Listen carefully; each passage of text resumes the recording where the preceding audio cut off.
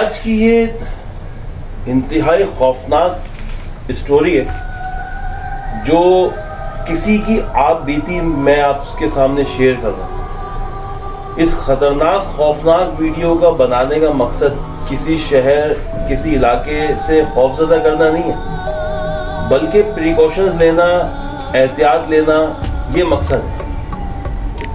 ये दुनिया सिर्फ इंसानों के रहने की जगह नहीं है, हर मखलूक का हक है इधर रहना। इस अल्लाह की दुनिया में इंसानों का इंटरेक्शन जितना ज़्यादा रहता है, उनमें से ज़्यादा तादाद है इन जिन्नात की। ये आपके हमारे घरों में बसेरा कर लेते हैं, और ख़ास तौर पर जो जगहें वीरान रहती हैं, जहाँ आमदोरफ्त नहीं है, जहाँ अंधेरा रहता है, वहाँ पर तो बहुत आसानी से इनका बसेरा हो जाता है। अब इसमें कुछ अच्छे इंसान दोस्त और कुछ बहुत ज़्यादा शरारती जिन्नात होते हैं जो बहुत ज़्यादा नुकसान पहुंचा देते हैं इंसानों को। कभी कभी इस स्टोरी में पूरी फैमिली किस तरह से तबाह कर दी उस हवेली में रहने वाले उन जुड़ैल और जिन्नातों ने, वो आप इस वीडियो में देखिएगा। भाई आपकी मैं वीडियो वगैरह देखता हूँ, और आपने कई बार अपनी वीडियो पे जिक्र भी करा है कि अगर किसी की कोई स्टोरी हो हॉरर, तो जो उसके साथ बीती हो तो बताना, शेयर करना। तो फैसल भाई, मैं आपके पास एक ऐसी स्टोरी लेकर आया हूँ घारों की, कि जब वो मैं आपको बयान करूँगा ना, तो मुझे यकीन है आपके देखने वालों ने भी वो कभी ऐसा ना सुना होगा। इतनी खौफनाक भयानक हवेली की स्टोरी है कि मैं ये चाहता हूँ कि वो मैं आपके साथ शेयर करूँ, और वो आप वीडियो अपने अंदाज से शेयर करो उस कहानी को। कौन से किस जगह की बता रहे हैं आप, ये कहाँ और आपके साथ बीती हुई स्टोरी है? बिल्कुल फैसल भाई, मेरे साथ बीती है जब मैं 13 साल की उम्र का था। और मैं 13 साल की उम्र में जो उस हवेली में मेरे साथ मामला हुए हैं और जो मैंने देखा, तो वो मैं देख के दंग रह गया और बहुत खौफजदा हो गया था। तो वो मैं सारी बातें कुछ शेयर करना चाह रहा था। बिल्कुल बिल्कुल, नहीं आप शेयर करें।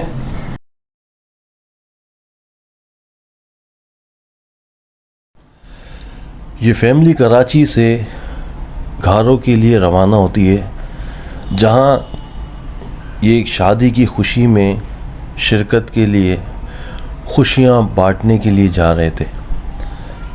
घारों में ये फैमिली पाकिस्तान बनने से पहले की एक हवेली में रिहाइश पजीर थी, जो हवेली इन्होंने हिंदुओं से ख़रीदी थी।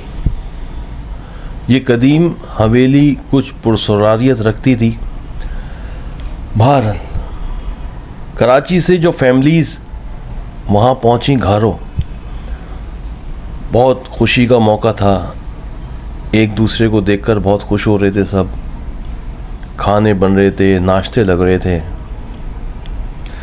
वहाँ करीब के रिहाइश जो उनके रिश्तेदार थे, वो सब भी वहाँ आए हुए थे। हवेली खचाखच भरी हुई थी, क्योंकि 2-3 दिन के बाद शादी थी वहाँ पर। उस हवेली में जो साहब रहते थे, उनके 2 बेटे और 2 बेटियां जवान।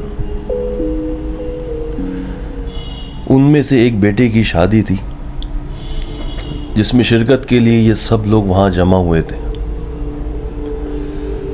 हवेली के तमाम कमरे बिल्कुल फुल हो चुके थे। बस एक कमरा जो वो साहब कभी नहीं खोलते थे, जिसे खोलने के लिए उस हवेली के पुराने मालिक ने सख्ती से इन्हें पाबंद किया था कि इस कमरे को मत खोलना, समझना कि ये कमरा इस हवेली में है ही नहीं। बहरहाल वो बात वो शायद भूल गए थे, और जगह ना होने की वजह से कराची से गई हुई 3 फैमिलीज़ को उन्होंने उस बंद कमरे में सोने के लिए कह दिया। वो उस कमरे का न जाने कितने सालों के बाद दरवाज़ा खोलते हैं, कुछ सफाई करते हैं, और वो फैमिलीज़ जाकर वहाँ लेट जाती।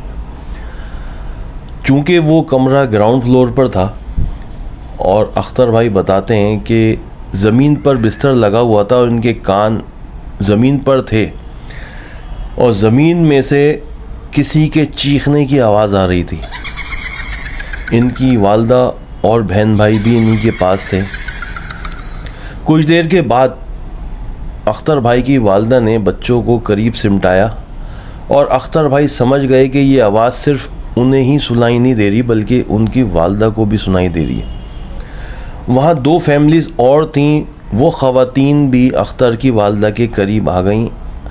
अभी ये इस कश्मकश में थे ही, एक दूसरे की तरफ तशवीश से देख ही रहे थे कि करीब एक खातून ने बहुत ज़ोर से अख्तर भाई की वालदा का हाथ दबाया और उनके जैसे गले में आवाज़ ही रुक गई। उन्होंने कहा कि देखो ज़रा ये दरवाज़ा खुद ब खुद कैसे खुल गया और शायद ये कोई अंदर आ रहा है इसके।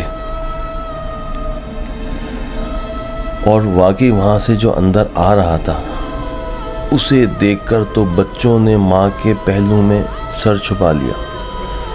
औरतों की चीखें निकल गईं और वो उस कमरे में दाखिल होके अचानक गायब हो गई।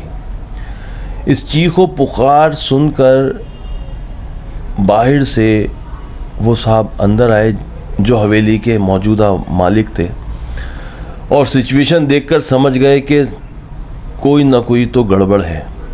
वहाँ मौजूद बच्चे, उन औरतों के रंग सर्द हो गए थे, हालत खुश्क हो गए थे, उनसे कुछ कहा भी नहीं जा रहा था और वो निकल के भागे उस कमरे से। इन्होंने हिम्मत करके वहाँ कुछ पढ़ना शुरू किया। अच्छा, ये जो पढ़ाई होती है इसके लिए एक्सपर्ट होना बहुत ज़रूरी है क्योंकि मुकाबले की तैयारी पूरी तरीके से होनी चाहिए। ये वहाँ बैठकर पढ़ते रहे और इत्मीनान लेकर बाहर आ गए कि शायद जो कुछ भी इस कमरे में था अब वो चला गया, लेकिन ऐसा नहीं था। उस कमरे में जो कुछ था अब वो सबका नहीं, ख़ास तौर पर इनका दुश्मन था। 3 दिन के बाद उस घर में शादी थी। इस वाक़ये के दूसरे दिन उनकी अचानक तबीयत ख़राब हुई। डॉक्टर्स ने कहा समझ में नहीं आ रहा, सब चीज़ें नॉर्मल हैं, और उसी दिन उन साहब की डेथ हो गई। अभी ये पूरी फैमिलीज़, पूरा ख़ानदान इस खौफ में था कि रात जो कमरे में गुजरी है क्या ये पूरी हवेली के अंदर मौजूद है। अभी तो यही खौफ था कि वो शादी का घर मैयत के घर में बदल गया।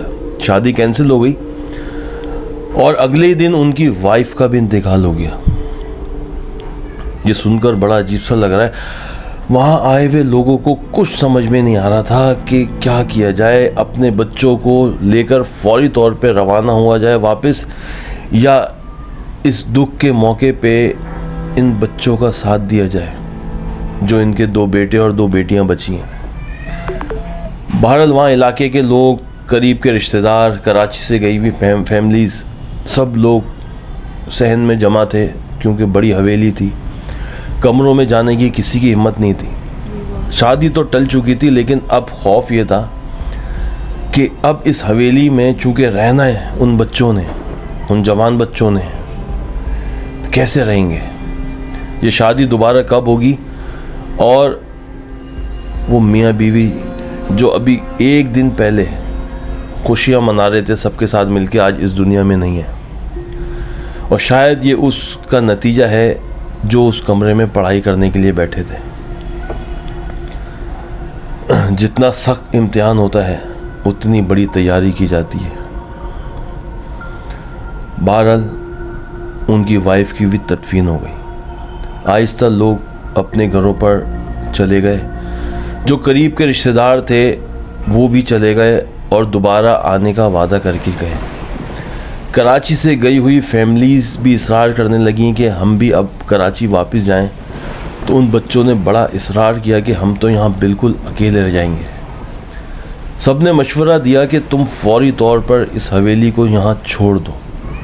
जो कुछ हुआ सो हुआ, जान बची लाखों पाए फ़ौरन निकलो और इसी एरिया में कहीं दूसरा मकान ले लो, चाहे किराए पर ही ले लो। उन दोनों बेटों का एक इसी घारो शहर में किराना स्टोर था जिससे इनकी गुजर बसर चलती थी। बहरहाल उन बच्चों में से भी एक की तबीयत ज़्यादा ख़राब रहनी शुरू हो गई।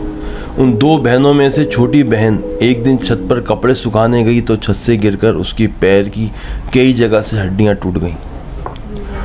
ये और कश्मकश में आ गए। अब एक भाई दुकान संभाल रहा था, एक बीमार पड़ा हुआ था, एक बहन घर के कामकाज कर रही थी, दूसरी बिस्तर पर पैर लेकर पड़ी हुई थी।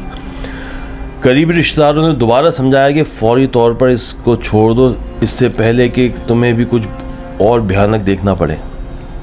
उन्होंने इनकी बात मानी और फौरी तौर पर वहाँ एक मकान किराए पर लेकर उसमें शिफ्ट हो गए। अब हवेली बिल्कुल खाली पड़ी हुई थी।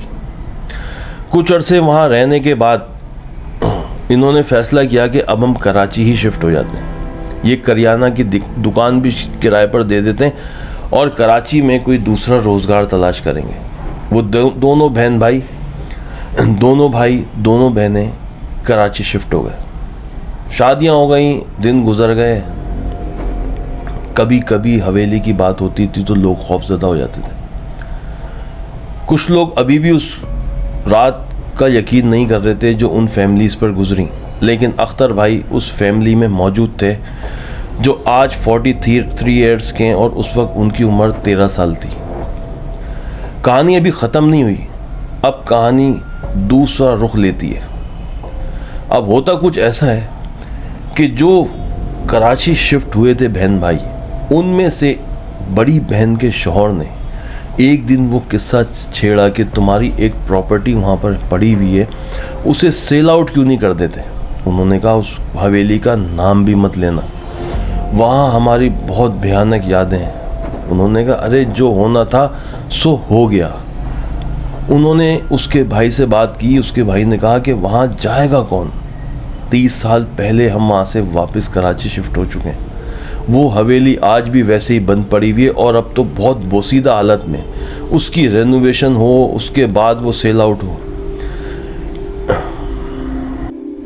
इस लड़की के शौहर ने कहा कि ये सारा काम मैं खुद संभाल लूँगा, मैं वहाँ जाऊँगा, सफाई करवाऊँगा, कलर रेनोवेशन करवाऊँगा और वहाँ स्टेट एजेंट को बोलकर इस हवेली को सेल आउट कर दूँगा। उन्होंने कहा चलो तुम देख लो जैसे तुम्हारी मर्ज़ी।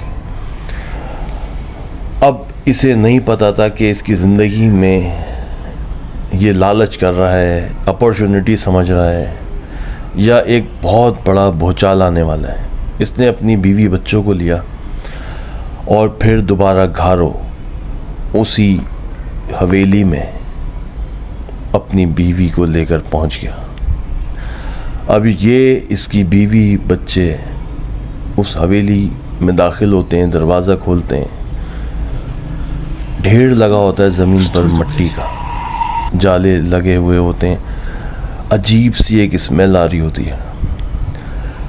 ये पहले बाहर जाते हैं, लोगों से मिलते हैं, लोग बड़ी हैरत से इनकी तरफ देखते हैं कि तुम अकेले इस हवेली में कैसे जाओगे। सफाई वाले का पता करते तो कोई तैयार नहीं होता कि उस हवेली में जाकर कोई सफाई करे। बहरहाल ये एक फ़ैसला करते हैं कि हम खुद इसकी सफाई करके एक कमरे में आज का दिन गुजारते हैं और फिर कल से कोई सफाई वाला देख लेंगे। और यही होता है कि वो दोनों मियाँ बीवी बच्चे मिलकर एक कमरे की सफाई करके वहाँ रहते हैं, होटल से खाना लाते हैं, वो खाने के बाद रात में सो जाते हैं। रात के किसी पहर किसी बात पर अपनी वाइफ से उसकी चिक चिक हो जाती है और इसका बिल्कुल दिमाग काम नहीं करता, पागलों जैसी हरकतें करता है और अचानक ये उस औरत की ज़िंदगी तबाह कर देता है। उन बच्चों को रुलने के लिए छोड़ देता है क्योंकि उसी आधी रात के पहर में ये उस अपनी बीवी को डाइवोर्स दे देता है। डाइवोर्स देने के फ़ौरन बाद ये बाहर निकलता है और गलियों में शोर मचाता फिरता है कि मैंने अपनी बीवी को तलाक दे दी, मैंने अपनी बीवी को तलाक दे दी। लोग आधी रात को अपने घरों से बाहर निकलकर इसको पकड़ते हैं। क्योंकि ये जिस हवेली में गए थे, वो जिनकी हवेली थी, उनका मिलना जुलना जाहिर है उस मोहल्ले में तो था। ये उस आदमी को बैठाते हैं, देखते हैं तो वो अपनी हालत में ही नहीं होता, और फिर अगली सुबह उसका इंतकाल भी हो जाता है।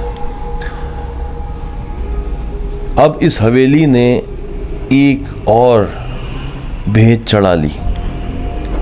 वो बेचारी औरत जो अपने शौहर के साथ उसके कहने पर दोबारा अपनी उस पुरानी यादों में गई थी, मना करने के बावजूद, लेकिन शौहर की बात तो माननी थी।